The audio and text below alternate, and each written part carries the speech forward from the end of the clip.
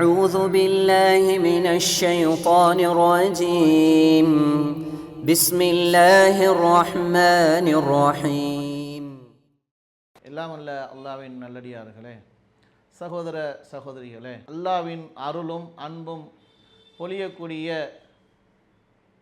இந்த ரமலான் மாதத்தில் நபி தோழர்களின் அழகிய வரலாறு என்ற தொடரை பார்த்து வருகின்றோம்.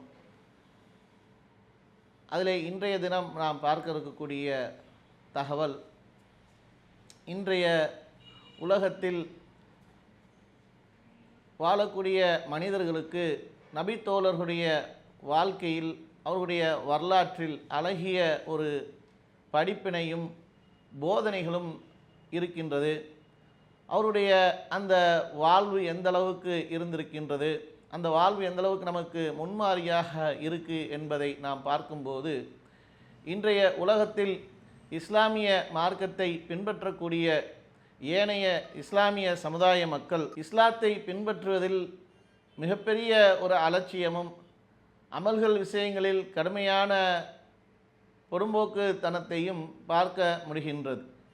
ஆனால் இந்த இஸ்லாத்தை பின்பற்றுவதற்கும் அதை நடைமுறைப்படுத்துவதற்கும் இன்றைய முஸ்லிம்களிடத்தில் அலட்சியம் காண்பதற்கான முக்கிய காரணி என்ன என்றால், பொருளாதாரம்தான் மிகப்பெரிய ஒரு காரணியாக இருக்கின்றது. அந்த பொருளாதாரத்தை தேடுவதும், அதற்காக உழைப்பதும், அதன் பின்பாக நாம் செல்வதும் தான் நாம் இந்த மார்க்கத்தில் இருந்து கொண்டு, இந்த மார்க்கம் நம்மளுக்கு சொன்னதின் அடிப்படையில், இந்த மார்க்கம் நம்மளுக்கு போதித்திருக்கக்கூடிய வழிகாட்டுதலை விட்டு விலகிச் செல்வதற்கு முக்கிய காரணமாக இருக்கின்றது.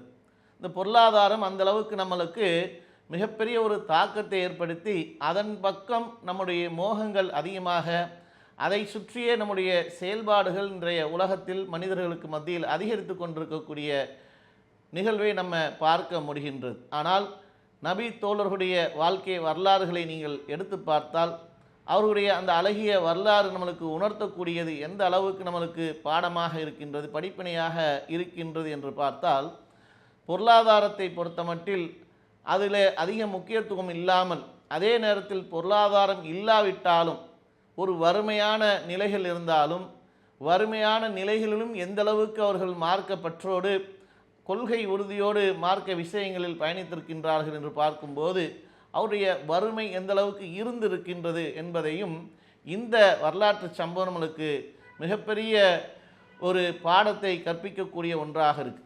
அபு ஹுரைரா ரலியல்லாஹு அன்ஹு அவர்கள், இன்றைக்கு ஹதீஸ் புத்தகங்களை நீங்கள் எதை எடுத்து புரட்டி பார்த்தாலும் அவருடைய அந்த ஹதீஸ் அதிகமாக நம்மளுக்கு கொண்டு வந்து சேர்த்திருக்கிறாங்க. அல்லாஹ்வின் தூதருடைய அந்த வாழ்க்கையை அவர்கள் போதனை செய்த தகவலை ஹதீஸுகளாக கொண்டு வந்து சேர்த்த நபித்தோழர்களில் முதன்மையானவராக இருக்கக்கூடியவர் அபு ஹுரைரா ரலியல்லாஹு அன்ஹு இருக்கிறாங்க. அந்த அளவுக்கு அவர்கள் இந்த மார்க்கத்திற்காக, இந்த மார்க்கத்தை மக்களுக்கு கொண்டு வந்து சேர்க்க வேண்டும் என்பதற்காக அரும்பாடு பட்டிருக்கின்றார்கள். ஒரு செய்தியை கொண்டு வந்து சேர்ப்பதாக இருந்தால் அல்லாஹ்வின் தூதரிடத்தில் இருந்து அடுத்த நபர்களுக்கு கொண்டு வந்து சேர்த்து, அதை இன்றைய கால மக்கள் வரைக்கும் நமக்கு அறிவித்திருக்கின்றார்கள், கொண்டு வந்திருக்கார்கள் என்றால் அவருடைய அந்த முதன்மையான தியாகம் என்பது அளப்பெரிய ஒன்றாக இருக்குது. அப்போ அந்த அளவுக்கு இருக்கக்கூடிய அந்த அபு ஹுரைரா ரலியல்லாஹு அன்ஹுடைய வாழ்க்கை வரலாற்றை நம்ம எடுத்து பார்த்தோம் என்றால், அவர்கள் இஸ்லாத்தை ஏற்றுக்கொண்டு ஹிஜ்ரத் செய்து மதீனாவுக்கு வந்து அந்த மார்க்கத்தை அவர்கள் பின்பற்றக்கூடியவர்களாக இருக்கிறார்கள். அவர்கள் மிகப்பெரிய செல்வந்தராக இல்லாமல் கடுமையான ஒரு வறுமை கோட்டு கீழே இருக்கக்கூடிய ஒரு திண்ணை வாசிகளாகத்தான் இருக்கிறாங்க. திண்ணை தோழர்களாக இருந்து கொண்டு பள்ளிவாசல்களில் இருந்து அல்லாஹ்வின் தூதர் அவர்கள் அந்த மார்க்கத்தை சொல்லக்கூடிய செய்திகளெல்லாம் நினைவில் வைத்து கொண்டு மார்க்கத்தை கற்றுக்கொள்ளக்கூடியவங்களாக இருக்கிறாங்க. அவருடைய வாழ்க்கையில் எந்த அளவுக்கு வறுமை இருந்திருக்கு அப்படின்னு சொன்னால், ஒரு கட்டத்தில் அவர்களுக்கு பசி கொடுமை தாங்க முடியாமல், பசி ரொம்ப கடுமையான பசி ஏற்பட்டு விடுகிறது. பசி ஏற்பட்டு விட்டால் அவர்களால் உட்கார முடியல, படுக்க முடியல, ஒரு இருப்பு கொள்ள முடியாத ஒரு சூழல் வந்த பிறகு வெளியில் வீதிக்கு வந்துடுறாங்க. வீதிக்கு அவர்கள் அந்த நேரத்தில் யாராவது நம்முடைய சூழலை புரிந்து கொண்டு, நம்முடைய அந்த நிலையை அறிந்து கொண்டு யாராவது நம்மளுக்கு உணவு கொடுப்பதற்கு அழைத்து செல்ல மாட்டாங்களா அப்படி ஒரு நிலை நம்மளுக்கு வந்துடாதா அப்படின்னு சொல்லி வீதியில் வந்து நிற்கிறாங்க. வீதியில் வந்து நின்று அங்கே பார்க்குறாங்க, அபூபக்கர் ரலியல்லாஹு அன்ஹு வராங்க.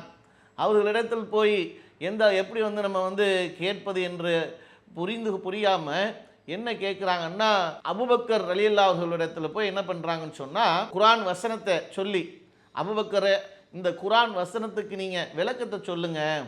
அபூ ஹுரைரா ரலியல்லாஹு அவர்கள் எப்படிப்பட்ட நபித்தோழர்னு சொன்னால், கிட்டத்தட்ட 5400க்கும் மேற்பட்ட ஹதீஸுகளை நம்மளுக்கு வந்து அறிவிச்சிருக்கிறாங்க. அவர்களுக்கு விளக்கம் தெரியும், விளக்கம் தெரியாமல் இல்லை. அந்த விளக்கத்தை நம்ம போய் அவர்கள்ட்ட கேட்கும்போது, அபூபக்கர்கிட்ட கேட்கும்போது, அவரிடத்தில் நம்முடைய அந்த சூழ்நிலையை புரிந்து, நமக்கு அந்த நேரத்தில் வாங்க வீட்டுக்கு போகலாம், சாப்பிட்லாம், இல்லை சாப்பிட்றதுக்கு ஏதாவது கொடுத்துருவாங்களா என்பதற்காகத்தான் இந்த குர்ஆன் வசனத்தை விளக்கம் கேட்குறாங்க.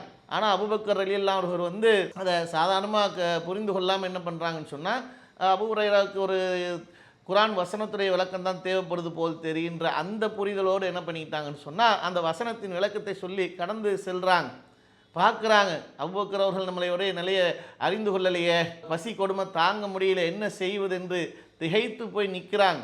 உமர் ரலியல்லாஹு அன்ஹு வராங்க. உமர் ரலியல்லாஹு அன்ஹுகிட்ட ஓடுறாங்க, உமரே இந்த வசனத்தை நீங்கள் விளக்கத்தை சொல்லுங்கள், இந்த வசனத்தின் விளக்கம் என்னன்னு எனக்கு அறிவித்து தாருங்களேன் அப்படின்னு சொல்லி சொல்கிறாங்க.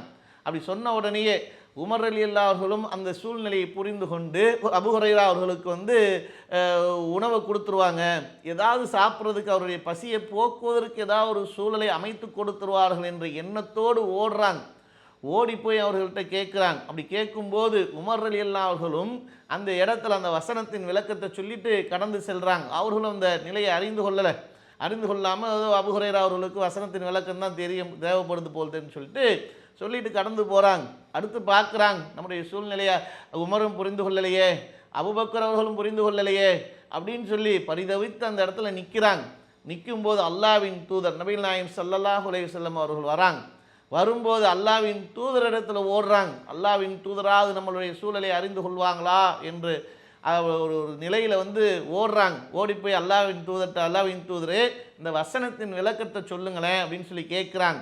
அப்போது அல்லாஹ்வின் தூதர் அவர்கள் அபூ ஹுரைரா ரலியல்லாஹு அவர்களுடைய அந்த சூழ்நிலையை புரிந்து கொண்டு, இவர் வந்து அபூ ஹுரைரா அவர்களுக்கு வந்து வசனத்தின் விளக்கம் தேவையில்லை, ஆனால் அவர் வந்து ஏதோ ஒரு தேவையில் இருக்கிறார்னு சொல்லி அவர்களை வந்து கவனித்து விட்டு அபூ ஹுரைரா ரலியல்லாஹு அவர்கள் வந்து வாங்க வீட்டுக்கு வாங்கன்ட்டு அழைக்கிறாங்க. வீட்டுக்கு வாங்க போகலான்றாங்க. அல்லாஹ்வின் தூதர் அழகிய முன்மாதிரி என்றால், இன்றைக்கி நம்ம சொல்கிறோமே அல்லாஹ்வின் தூதர் அழகிய முன்மாதிரி என்று, இந்த விஷயத்தில் பாருங்கள் எந்த அளவுக்கு ஒரு முன்மாதிரியாக அல்லாஹ்வின் தூதர் இருக்கிறாங்கன்னு சொல்லி. தன்னுடைய தோழர் ஒரு வசனத்தை எடுத்துகிட்டு வந்து விளக்கத்தை கேட்குறாங்க. இந்த நபருக்கு வந்து வசனத்தின் விளக்கம் தேவையில்லை, அவருடைய தேவை வேற, அவர் வந்து பசியில் இருக்கிறார், உணவு தேவையுடையவராக இருக்கிறார் என்பதை அவருடைய முகத்தை பார்த்துவிட்டு அவருடைய அந்த நிலையை கவனித்து விட்டு உடனே வாங்க வீட்டுக்கு போகலான்னு அழைக்கிறாங்க. இது எவ்வளோ பெரிய ஒரு ஒரு முன்மாதிரி பாருங்கள். இன்றைக்கி நம்மளும் நண்பர்களோடு பழகுறோம், உறவினர்களோடு பழகுறோம், மற்ற ஏனைய மக்களோடு பழகக்கூடியவர்களாக இருக்கிறோம். அப்படி பழகும்போது நண்பர்களுக்கு மத்தியில், உறவுகளுக்கு மத்தியில் ஏதாவது தேவைகள் இருக்கும், ஏதாவது பிரச்சனைகள் இருக்கும். அப்படி பிரச்சனையில் இருந்து, தேவைகள் இருந்து, அவர்களிடத்தில் நம்ம இயல்பாக முகத்தை பார்த்தாலே நம்ம புரிஞ்சுக்கலாம். பழகக்கூடிய நபர்களிடத்தில் இயல்பாக அவர்களிடத்தில் இருக்கக்கூடிய ஏனைய காலத்தில் இருக்கக்கூடிய அந்த முகபாவனையும், அவர்கிட்ட இருக்கக்கூடிய இயல்பான தன்மையும், அதை விட அவர்களுக்கு ஏதாவது ஒரு பிரச்சனைகள் இருக்குது, ஏதோ ஒரு சூழல் தேவைகள் இருக்குது என்று அவரிடத்தில் இருக்கும்போது அவர்கள் பிரச்சனைக்குரிய ஒரு சூழலில் சிக்கி கொண்டார்கள் என்றால் அந்த முகபாவனையும் அவருடைய அந்த இயல்பான தன்மையெல்லாம் மாறிடும். பார்த்தாலே தெரியும் அவங்க பிரச்சனையில் இருக்கிறாங்க, ஏதோ அவர்களுக்கு ஏதோ ஒரு சூழல் பிரச்சனைகளை மாட்டி இருக்கிறாங்க நம்மளுக்கு தெரியும். அப்படி தெரிந்தாலும் கூட இன்றைய கால மக்களிடத்தில் இருக்கக்கூடிய தன்மை என்னன்னு சொன்னால், அப்படி இருக்கக்கூடிய நிகழ்வை நாம் அறிந்து கொண்டால் கூட ஏதாவது போய் கேட்டு, என்னப்பா ஒரு மாதிரியாக இருக்கியா, என்ன கவலையாக இருக்கியா, என்ன பிரச்சனை இப்படி நம்ம கேட்டுட்டா, அவருக்கு ஏதாவது ஒரு கடன் தேவை இருந்து, ஏதாவது பொருளாதார பிரச்சனை இருந்து, ஆமாம் எனக்கு 5000 வேணும் 10,000 வேணும், நம்மள்ட்ட கடன் கேட்டால் என்ன பண்ணுறது, இது எதுக்கு நமக்கு தேவையில்லாத வேலை இப்படின்ட்டு கடந்து போகக்கூடியவரும் சில பேர் இருக்கிறாங்க. புரிந்து கொள்ளாமல் போகக்கூடியவன்னு இருப்பாங்க. இப்படி புரிந்தால் கூட கேட்டால் இங்கே நம்ம தலையில் வந்து விடிஞ்சிருச்சுன்னா நம்ம ஏன் இதை போய் சொல்லணும் இப்படின்னு கடந்து போவாங்க. ஆனால் அது அல்ல. இன்றைக்கி நம்ம வந்து ஒரு பொருளாதார தேவை ஒரு சகோதரனுக்கு இருக்குது, ஒரு பிரச்சனை இருக்குது அப்படின்னு சொன்னால் அந்த பொருளாதாரத்தை கொடுத்து தான் நம்ம வந்து அவருடைய தேவையை பூர்த்தி செய்யணுன்ட்டு இல்லை. அவர் ஒரு கவலையில் இருக்கிறாரு, ஒரு சிக்கலில் இருக்கிறாரு, அது என்ன சிக்கல், ஏன் என்ன ஒரு மாதிரியாக இருக்கீங்களே, கவலை கொண்டு இருக்கீங்களே இப்படின்னு சொல்லி கேட்டுட்டு நம்மளிடத்தில் கொடுத்து ஓதுறதுக்கு ஒன்றும் இல்லாட்டாலும் கவலைப்படாதீங்க, அல்லாஹ் உங்களுக்கு பரக்கத் செய்யறதுக்கு நான் பிரார்த்தனை செய்கிறேன், அல்லாஹ் உங்களுக்கு லேசாக்கி வைப்பான், இதெல்லாம் பெரிய விஷயம் இல்லை, அல்லாஹ் நம்மளை சோதிக்கத்தானே செய்வான், அல்லாஹ் கண்டிப்பாக நம்மளுக்கு உதவி செய்வான், நான் உங்களுக்கு பிரார்த்தனை செய்கிறேன்ட்டு ஒரு ஆறுதலான ஒரு வார்த்தையை நீங்கள் அந்த நபர்கிட்ட வந்து பிரச்சனைகளை மாட்டியிருக்கக்கூடிய ஒரு கவலை கொண்ட சக தோழர்கள்ட்ட நீங்கள் ஒரு குடும்ப உறுப்பினர்கள்ட்ட நீங்கள் சொல்லி பாருங்கள். கோடிகளை கொட்டி கொடுத்தால் கூட ஏற்படாத மனமகிழ்ச்சியும் திருப்தியும் சொல்லக்கூடிய வார்த்தையில் இருக்கும். ஆனால் இதை எத்தனை பேர் இன்றைக்கி நம்ம வந்து நண்பர்களோடு ஒரு உறுப்பினர்கள் குடும்ப உறுப்பினர்களோடு இது மாதிரி நம்ம வந்து பகிர்ந்து அவருடைய துக்க விஷயங்கள் கேட்டு அவருக்கு ஆறுதல் சொல்லக்கூடியவர்களாக இருக்கிறோம், தேவையை பூர்த்தி செய்யக்கூடியவர்களாக இருக்கிறோம். அப்படி இல்லையே இன்னைக்கு அது மாதிரி. ஆனால் அல்லாஹ்வின் தூதர் அழகிய முன்மாதிரி என்றால் 100% அல்லாஹ்வின் தூதர் முன்மாதிரியாக இருந்து காட்டியிருக்கிறார்கள் என்பதற்கு இந்த சம்பவம் ஒரு சாட்சியாக இருக்கு. அல்லாஹ்வின் தூதர் அழைக்கிறான், அபூ ஹுரைரா ரலியல்லாஹு அன்ஹு வாங்க வீட்டுக்கு வாங்கன்ட்டு அழைச்சிட்டு போகிறாங்க. சரி, அல்லாஹ்வின் தூதர் அழைச்சிட்டு போகிறாங்கன்னு சொன்னால் அல்லாஹ்வின் தூதரிடத்தில் அவங்களுடைய வீட்டில் என்ன வகை வகையாக உணவு பதார்த்தங்கள் எல்லாம் தயார் செய்து வகை வகையாக ரெடியாக தயார் பண்ணி வைத்திருக்கக்கூடிய வீடா? அப்படிப்பட்ட ஒரு சூழல் அல்லாஹ்வின் தூதருடைய வீட்டில் இருக்க போதுன்னா அப்படி கிடையாது.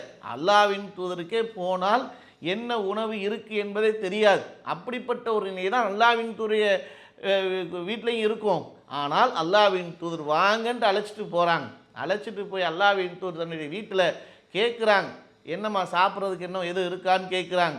அவங்க வீட்டில் இருந்து பதில் வருது, அல்லாஹ்வின் தூதரே உண்ணுவதற்கு எந்த உணவும் கிடையாது, ஒரு அன்பளிப்பாக ஒரு சொம்பு பால் உங்களுக்காக வந்திருக்கு, அதுதான் இருக்குது அப்படின்றாங்க.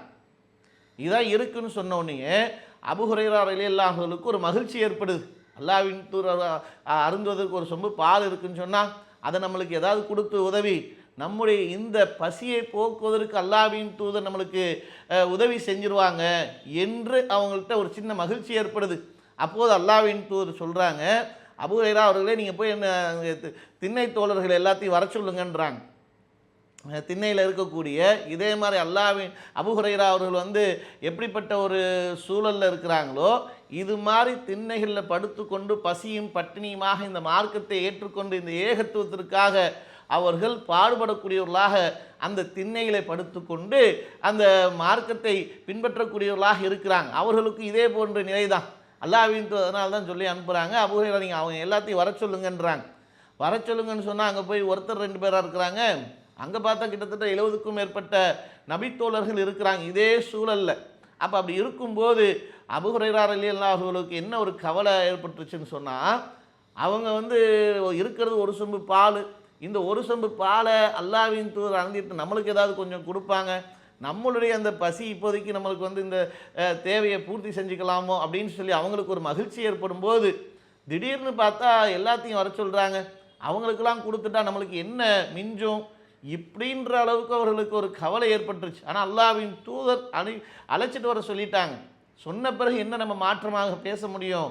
அப்போ அல்லாஹ்வின் தூதர் சொல்வதை போன்று அழைச்சிட்டு வந்து வராங்க. ஒவ்வொருத்தரும் அனுமதியை பெற்று சலாம் சொல்லி அல்லாஹ்வின் தூதரை அந்த வீட்டு அருகில் வந்து உட்காடுறாங்க. உட்காந்துட்டு ஒவ்வொருத்தரையும் உட்காந்துருக்கும்போது அல்லாஹ்வின் தூதர் அவர்கள் அபூ ஹுரைரா ரலியல்லாஹு அன்ஹு கையிலேயே அந்த ஒரு சொம்பு பாலை கொடுத்து வலதுபுறமாக நீங்கள் என்ன பண்ணுங்கள் ஒவ்வொருத்தருக்கும் கொடுத்துட்டு வாங்கன்றாங்க. இப்படி ஒவ்வொருத்தருக்காக கொடுத்துட்டு வாங்க அப்படின்னு சொன்னால், இப்படி கொடுத்துட்டு வாங்கன்னு சொன்னபோது இவருக்கு ஒரு கவலை ஏற்படுது. போயிட்டு மிச்சம் என்ன வருமோ, எல்லாத்துக்கும் அப்படி தானே இருக்கும். அவங்களே கடுமையான பசியில் இருக்கிறாங்க, இருப்பு கொள்ள முடியல, படுக்க முடியல, நிற்க முடியல, உட்கார முடியல. இந்த சூழலில் பசியில் உலாத்தி கொண்டு வந்து யாராவது உணவு கொடுத்துட மாட்டாங்களான்ற ஒரு சூழல் வரும்போது இந்த சூழ்நிலையில் ஒரு சொம்பு பால் கிடைச்சிடாதான்னு சொல்லி இருக்கும்போது அதை எல்லாத்துலேயும் அவங்க கையிலேயே எல்லாத்துலேயும் கொடுங்கன்னு சொன்னால் என்ன வருன்ற இப்படி ஒரு கவலை வரத்தானே செய்யும் யாருக்கும். அப்படி கொடுக்குறாங்க, ஒவ்வொருத்தரும் குடிக்கிறாங்க, பாலை குடிக்கிறாங்க. பாலை குடிச்சிட்டு அந்த இடத்துல ஒவ்வொருத்தரும் அந்த பாலை அருந்து விட்டு ஒவ்வொருத்தர் கையிலையா போய் பாலை அருந்து விட்டு அடுத்து இறுதியாக வருது. இறுதியாக வந்தால் அபூ ஹுரைரா ரலியல்லாஹு அன்ஹு நீங்கள் குடிங்கன்றாங்க அல்லாஹ்வின் தூதர், நீங்கள் இந்த பாலை குடிங்க அப்படின்னு சொல்லி சொல்கிறாங்க. அப்படி சொன்னால் அல்லாஹ்வின் தூதர் சொன்ன பிறகு அவங்க அபூ ஹுரைரா ரலியல்லாஹு அன்ஹு அவர்கள் குடிக்கிறாங்க. பாலை குடித்து விட்டு திரும்ப குடிங்கன்றாங்க. திரும்ப குடிங்கன்றாங்க. திரும்ப குடிங்கன்னு சொன்ன உடனே குடிச்சிக்கிட்டே இருக்கிறாங்க. ஒரு கட்டத்துக்கு மேலே அபூ ஹுரைரா ரலியல்லாஹு அவர்கள் வந்து, அல்லாஹ்வின் தூதரே போதும் போதும், இதுக்கு மேலே என்னால் பால் குடிக்கவே முடியாது, என்னுடைய வயிறெல்லாம் நிறைந்து விட்டது, ஆகையால் நான் வந்து என்ன பண்ண மாட்டேன், இதுக்கு மேலே என்னால் குடிக்க முடியாது, அப்படியா அப்போ எனக்கு கொடு பால் அப்படின்னு சொல்லி அல்லாஹ்வின் தூதர் அதன் இறுதியாக வந்து அவர்கள் அந்த பாலை வாங்கி அருந்தினார்கள் என்ற செய்தியை நம்ம இந்த சம்பவத்தில் இருந்து பார்க்குறோன்னு சொன்னால், அந்த இடத்துல அல்லாஹ்வின் தூதர் மூலமாக அல்லாஹ் மிகப்பெரிய ஒரு சம்பவத்தை வந்து நிகழ்த்தி காட்டின, அல்லாஹ்வுடைய அருள் அங்கே வந்து பார்க்கப்பட்டது. அப்போ இப்படிப்பட்ட ஒரு மிகப்பெரிய ஒரு அருள் நிறைந்த ஒரு சம்பவத்தை அல்லாஹ் நிகழ்த்தி காட்டி அல்லாஹ்வின் தூதர் அவர்களுக்கு மூலமாக சஹாபாக்களுக்கு அங்கே இருக்கக்கூடிய பசியோடு இருந்த, பசியும் பட்டினியுமாக இருந்து அங்கே இருந்த நபர்களுடைய பசியை அல்லாஹ் அந்த ஒரு சொம்பு பாலின் மூலமாக நிகழ்த்தி ஒரு அற்புதத்தை நிகழ்த்தி காட்டினான். மிகப்பெரிய ஒரு அற்புதமாக அங்கே நிகழ்த்தப்பட்டதுன்னு சொன்னால், எப்படிப்பட்ட ஒரு வாழ்க்கையை நபி தோழர்கள் வாழ்ந்திருக்கிறாங்க, எப்படிப்பட்ட ஒரு சூழல் அங்கே நிகழ்ந்திருக்கு என்பதை நம்ம இந்த சம்பவத்திலிருந்து பார்க்குறோமே. இன்னைக்கு நம்மளிடத்தில் ஏற்படக்கூடிய பலவீனம் என்ன? இன்னைக்கு மார்க்க விஷயங்களில், அமல்கள் விஷயங்களில் நாம் இன்னைக்கு பலவீனப்பட்டு நிற்கிறோம்னு சொன்னால் என்ன காரணத்துக்காக இருக்கிறோம்? ஒற்றை காரணம்தான் நம்மை சுற்றி சுற்றி நம்ம ஒவ்வொரு காரணத்தையும் சொல்லுவோம். ஒருத்தர் வந்து ஒரு தொழுகை வரல, ஃபஜருக்கு வரல, என்ன காரணம்? ஒருத்தர் ஒஹர் தொழுகலை, என்ன காரணம்? ஒருத்தர் வந்து நான் அமல்கள் விஷயங்கள் அலட்சியமாக இருக்கார், என்ன காரணம்னு சொல்லி கேட்டால் ஒவ்வொருத்தரும் சொல்லக்கூடிய, நான் வேலைக்கு போனேன், நான் வந்து கடையில் இருந்தேன், நான் வந்து என் தொழில் சம்பந்தமாக வெளியில் போயிட்டேன், இப்படின்னு இது எல்லாமே இந்த பொருளாதாரத்தை மையமாக வைத்துத்தான் இன்றைக்கி அமல்கள் விஷயங்கள் நம்ம இவ்வளோ அலட்சியமாக இருந்துக்கிட்டு இருக்கோம்.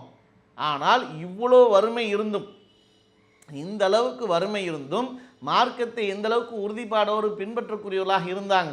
இன்றைக்கி நம்ம நிலை அப்படி இருக்கா? யோசிச்சு பாருங்க. இப்படிப்பட்ட ஒரு வறுமை நமக்கு இன்றைக்கி இருக்கா? அல்லாஹ் அப்படி கொடுத்துருக்குறானா?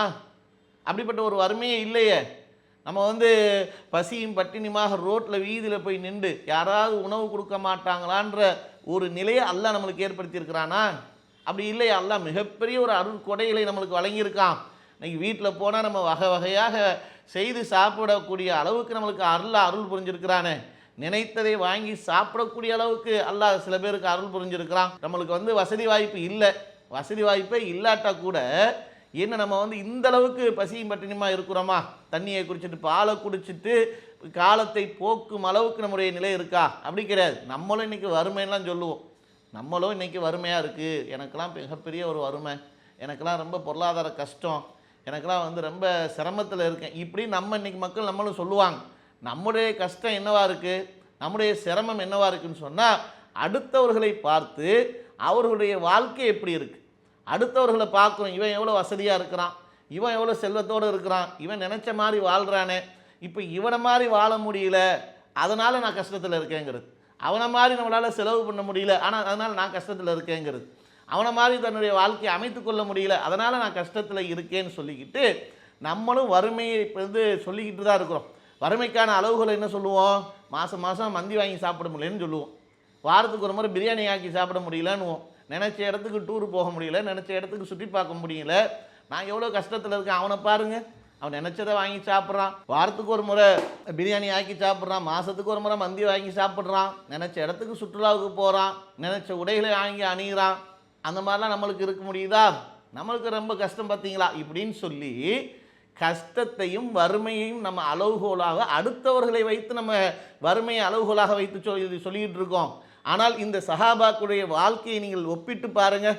அவர்கள் இருந்த வறுமைக்கு இன்றைக்கி நம்ம சொல்லக்கூடிய அளவுகளுடைய வறுமையை நீங்கள் எடுத்து பார்த்தால் நம்ம எவ்வளோ மிகப்பெரிய அல்லாஹ்வுக்கு நன்றி செலுத்துவதற்கு பாக்கியம் பொருந்தியவர்களாக இருக்கிறோம். அல்லாஹ் எவ்வளோ பெரிய அருட்கொடைகளை நம்மளுக்கு வழங்கியிருக்கிறான்.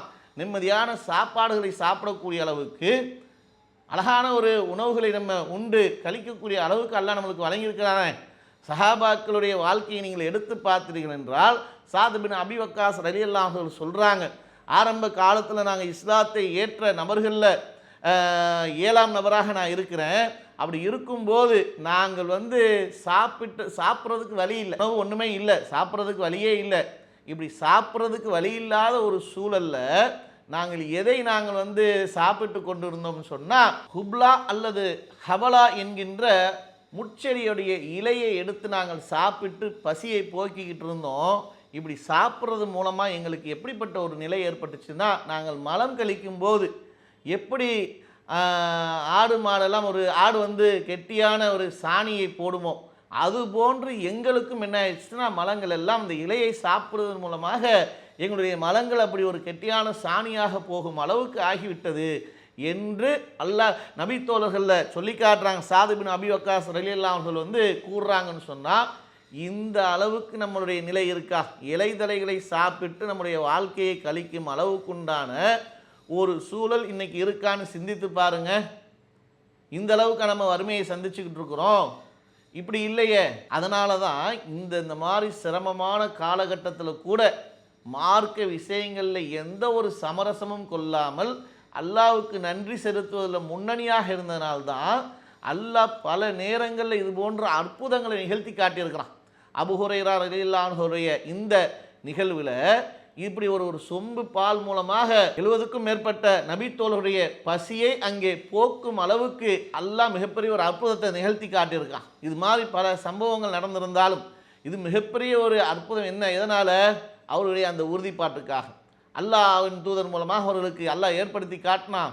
அதே மாதிரி இன்னொரு சம்பவத்தை எடுத்து பார்த்தால் அனஸ் இப்னு மாலிக் ரலியல்லாஹு அன்ஹு வந்து அறிவிக்கக்கூடிய செய்தி, அவருடைய தந்தை அபு தல்ஹா ரலியல்லாஹு அன்ஹு அவர்கள் வந்து தன்னுடைய மனைவி உம்மு சுலைம் ரலியல்லாஹு அன்ஹா அவர்களிடத்தில் வந்து சொல்கிறாங்க, நான் வந்து பள்ளிக்கு தொழுகைக்காக போயிருந்தேன், அல்லாஹ்வின் தூதர் அவர்களுடைய பேச்சு வந்து பலவீனமான நிலையில் இருந்தது, ரொம்ப பலவீனப்பட்ட அவருடைய பேச்சு இருந்தது, ரொம்ப பலவீனமாக தெரிஞ்சது அவங்களுடைய பேச்சு, அவங்க ரொம்ப பசி கொடுமையில் இருக்கிறாங்க போல் தெரியுது, பசியில் அல்லாஹ்வின் தூதர் அவர்கள் ரொம்ப பலவீனப்பட்ட அவருடைய பேச்சு அங்கே தெரிஞ்சது, அதனால் ஏதாவது சாப்பிட்றதுக்கு இருக்கா, அல்லாஹ்வின் தூதருக்கு நம்ம ஏதாவது எடுத்துகிட்டு போய் கொடுப்போமே, அவங்களுடைய பேச்சை கேட்டோடனே எனக்கு ரொம்ப கவலையாக ஆயிடுச்சு, ரொம்ப பலவீனப்பட்டு அல்லாஹ்வின் தூதருடைய பேச்சு அமைஞ்சிருக்க, நம்ம ஏதாவது சாப்பிட்றதுக்கு கொடுக்கலாமா, உன்ட்ட ஏதாவது இருக்கா அப்படின்னு சொல்லி கேட்குறாங்க.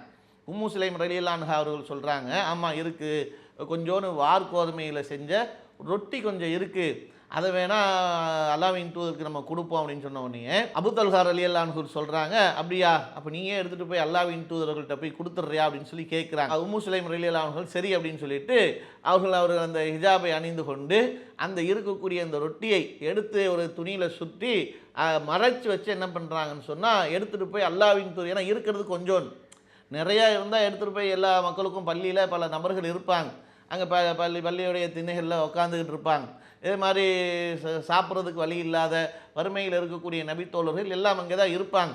அப்படி இருக்கும்போது அது எல்லாத்துக்கும் கொடுப்பதுக்கு ஒன்றும் இல்லைன்றதுனால அதை மறைத்து வைத்து கொண்டு போய் அல்லாஹ்வின் தூதருக்கு மட்டும் அவருடைய அந்த பசியை போக்குவதற்கு கொடுத்துடலாம் அப்படின்னு சொல்லி உம்மு சுலைம் ரலியல்லாஹு அன்ஹா அவர்கள் என்ன பண்ணுறாங்கன்னு சொன்னால் எடுத்துக்கிட்டு போகிறாங்க. போனால் அங்கே போய் பள்ளி வாசலில் நிற்கும்போது அல்லாஹ்வின் தூதர் பார்த்து விட்டு அபு தல்ஹா அவங்களை அனுப்பிச்சாங்களா அப்படின்னு சொல்லி கேட்குறாங்க. அபு தல்ஹாவை அவங்களை அனுப்பிச்சாங்க உம்மு சுலைம் அப்படின்னு கேட்குறாங்க. ஆமாம் அல்லாஹ்வின் தூதரேன்னு சொல்கிறாங்க. உணவு எதுவும் கொடுத்து விட்ருக்காங்களா அப்படின்னு சொல்லி கேட்குறாங்க. ஆமாம் அல்லாஹ்வின் தூதரேன்றாங்க. அப்படியா, இந்த வரேன் அப்படின்னு சொல்லிட்டு என்ன பண்ணுறாங்கன்னா எல்லா நபித்தோழர்களையும் இருக்கக்கூடிய அங்கே இருந்த நபித்தோழர் எல்லாத்தையும் வாங்க அப்படின்னு சொல்லிட்டு அழைக்கிறாங்க. இவங்களுக்கு ரொம்ப ஷாக் ஆகிடுச்சு, ஏன்னா இருக்கிறது கொஞ்சோன்னு ரொட்டி துண்டு தான் இருக்குது, அது ஒருத்தருடைய பசியை கூட போக்குமான்றது தெரியலை, இதில் இருக்கக்கூடிய எல்லா நபித்தோழர்களையும் அல்லாஹ்வின் தூதர் அழைச்சிட்டு வராங்களேன்னு சொன்ன உடனே அல்லாஹ்வின் தூதர் கிளம்பி வருவதற்கு முன்பாக உம்மு சுலைம் ரலியல்லாஹு அன்ஹா வந்து என்ன பண்ணுறாங்கன்னா அவங்களுடைய வீட்டை நோக்கி விரைந்து சென்றுக்கிட்டு இருக்கிறாங்க, போகிறாங்க, வேகமாக முன்னாடி போகிறாங்க, அவங்க பின்னாடி நடந்து வந்துக்கிட்டு இருக்கிறாங்க. போய் தன்னுடைய கணவர்கிட்ட சொல்கிறாங்க, அபூ தல்ஹா ரலியல்லாஹு அன்ஹு அவர்கள்ட்ட போய் சொல்கிறாங்க, அல்லாஹ்வின் தூதர்கிட்ட அது மாதிரி உணவை கொண்டு போய் கொடுக்கலான்னு போனேன், அவங்க கேட்டவுடனே அப்படியா நான் வரேன் இந்த வரேன் அப்படின்னு சொல்லிட்டு நபித்தோழர்கள் எல்லாத்தையும் அழைச்சிட்டு வராங்க. நம்மள்ட்ட இருக்கிறதே கொஞ்சம் ரொட்டி துண்டு தான் இருக்குது, இது எல்லாத்துக்கும் எப்படி கொடுக்க முடியும், என்ன செய்யறதுன்னு சொல்கிறாங்க. அப்போது அபூ தல்ஹா ரலியல்லாஹு அன்ஹுவும் அந்த இடத்துல என்ன செய்வதுன்னு தெரியாமல், சரி அல்லாஹ் ஆலம், அல்லாஹ் என்ன நடத்த போகிறான்னு தெரியல, பார்த்துக்கலாம் அப்படின்னு சொல்லிட்டு இருக்கிறாங்க. அப்போ அபூ தல்ஹா ரலியல்லாஹு அன்ஹு போய் அல்லாஹ்வின் தூதரை வரவேற்கிறதுக்கு சலாமன் சொல்லி வரவேற்கிறாங்க. வாங்க அல்லாஹ்வின் தூதரைன்னு சொல்லி வரவேற்றோடனே இருக்கக்கூடிய அந்த உணவை பிச்சு ஒரு தட்டில் வைங்க அப்படின்றாங்க, துண்டு துண்டாக பிச்சு போட்டுருங்க அப்படின்னு சொல்கிறாங்க. சொல்லிட்டு பிஸ்மில்லா என்று சொல்லிட்டு அல்லாஹ்வின் தூதர் கூடுதலாக பிரார்த்தனை செய்து அந்த தட்டில் இருக்கக்கூடிய ரொட்டியை பிச்சு போட்டு என்ன பண்ணாங்க, பிரார்த்தனை செய்து விட்டு வெளியில் இருக்கக்கூடிய நபித்தோழர்களில் 10 நபர்களை உள்ளே வர சொல்கிறாங்க, உள்ளே வர சொல்லுங்க அப்படின்னு சொல்லி வர சொல்கிறாங்க. 10 நபித்தோழர்கள் வந்து என்ன பண்ணுறாங்கன்னா உள்ளே வந்து அந்த தட்டில் இருக்கக்கூடிய பிச்சு போடப்பட்ட அந்த ரொட்டி துண்டை சாப்பிட்றாங்க. சாப்பிட்டு வயிறு நிறைந்தவர்களாக வெளியே போகிறாங்க. அடுத்து மீத ஒரு 10 பேரை வர சொல்லுங்கன்றாங்க. திரும்ப அவங்களும் ஒரு 10 நபர்கள் வந்து சாப்பிட்றாங்க. சாப்பிட்டு அவர்களும் வந்து என்ன பண்ணுறாங்கன்னு சொன்னால் வயிறு நிறைந்தவர்களாக வெளியே போகிறாங்க. இப்படி ஒவ்வொரு 10 நபர்களாக வர வைத்து கிட்டத்தட்ட 70லிருந்து 80 நபர் வரைக்கும் அந்த இருந்த கொஞ்சோன்னு ரொட்டி துண்டை அல்லாவின் தூதர் அவர்கள் ஒரு தட்டில் பிச்சு போட சொல்லி அல்லாவின் தூதர் அவர்கள் பிரார்த்தனை செய்கிறாங்க. அல்லாஹ் மிகப்பெரிய ஒரு அற்புதத்தை நிகழ்த்தி காட்டி அங்கே இருந்த நபித்தோழர்கள் அனைவருடைய பசியும் அல்லாஹ் போக்கிவிட்டான், அவர்களுக்கு வயிறு நிறையாக அந்த உணவை அளித்து விட்டான் என்ற செய்தியை இதில் பார்க்குறோன்னு சொன்னால் எப்படிப்பட்ட ஒரு வறுமையில் அங்கே நபி தோழர்கள் இருந்திருக்காங்க, நபிகள் நாயகம் ஸல்லல்லாஹு அலைஹி வஸல்லம் அவர்கள் இருந்திருக்கிறாங்க. இதெல்லாம் இப்படிப்பட்ட அந்த பொருளாதார விஷயத்தில் இவ்வளோ நலிந்தவர்களாக இருக்கிறாங்களே, இப்படி இருந்து கொண்டு தான் மார்க்கத்திற்காக தியாகம் செய்வதற்கு வந்தாங்க. மார்க்க விஷயத்தில் முன்னணியாக, போர்க்களத்தில் முன்னணியாக வந்து நின்றாங்க, அமல்கள் செய்வதில் முன்னணியாக வந்து நின்றாங்க, தான தர்மங்கள் செய்வதில் முன்னணியாக இருந்தாங்க. அல்லாவின் தூதர்களுக்கு பக்கபலமாக இருந்து அல்லாவின் தூதரோடு நின்று அந்த மார்க்கத்தை மேலோங்க செய்வதற்கு பாடுபட்டாங்க. இந்த அளவுக்கு இந்த மார்க்க விஷயங்களுக்காக பாடுபட்டிருக்கிறார்கள் என்றால் இந்த மாதிரியான தியாகங்கள் எப்படிப்பட்ட நிலையில் செய்திருக்கிறார்கள் என்பது தான் இன்றைய நம்மளுக்கு தேவையான ஒரு படிப்பினையாக.